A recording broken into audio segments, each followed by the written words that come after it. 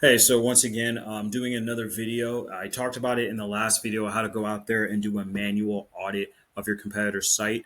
There was something that I talked about too in the audit in terms of going out there and identifying question and answers. So do you have a question? You have a section here called question and answer. So you as a business owner can go out there on your Google My Business and create one. We always recommend to do it. Me as my company, we can go out there and do those for you too as well. But I always have my clients where we do 90% of the lifting. They still go out there and do 5-10%. You can go out there and propose your own questions as well as answer them. I'm going to help you identify how to go out there and pretty much find those areas too as well.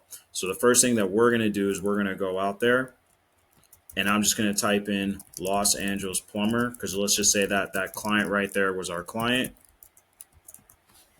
I'm going to type in Los Angeles plumber, and this will help us identify what questions people are asking for.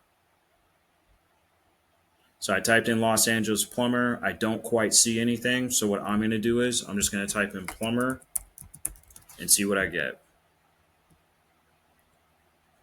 Perfect. This is exactly what we're talking about. How much should you pay for a plumber? So on your Google My Business, when you go to the proposed question section,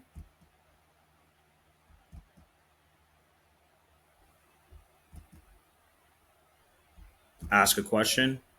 Like for you as a business owner, you can go out there and create them for yourself on your Google My Business. Or once again, a client or a prospective customer can ask you a question.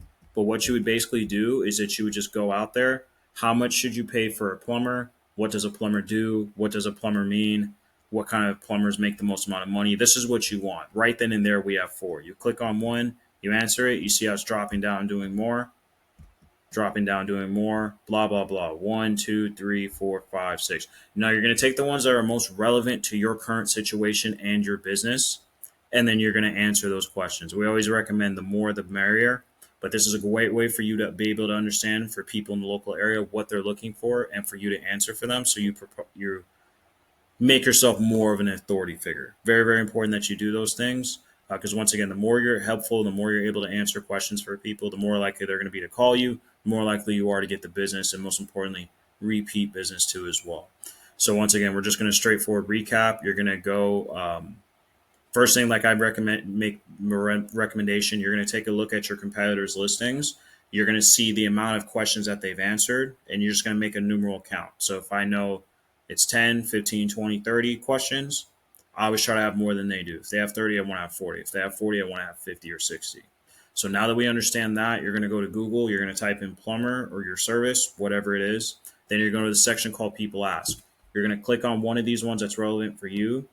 It's going to drop down, and then it's going to drop down more. You just do it over and over and over again until you find the number that you need to hit.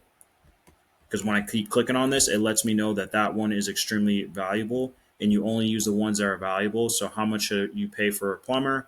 You copy this one in, put it into your question and answer section, and then you would just answer it to the best of your ability. You as a professional will know a lot of this stuff too. We can also go out there and answer it on your behalf, but for you as a business owner, just keep it simple. You know this information, just go out there and add it. That will add authority to your Google My Business, which also help improve your ranking, helping you give rank higher on Google Maps. So that'll be it in terms of creating question and answers for your Google My Business. If you have any questions or you need this to need our company to handle this for you, just feel free to let us know. Thank you so much for your time.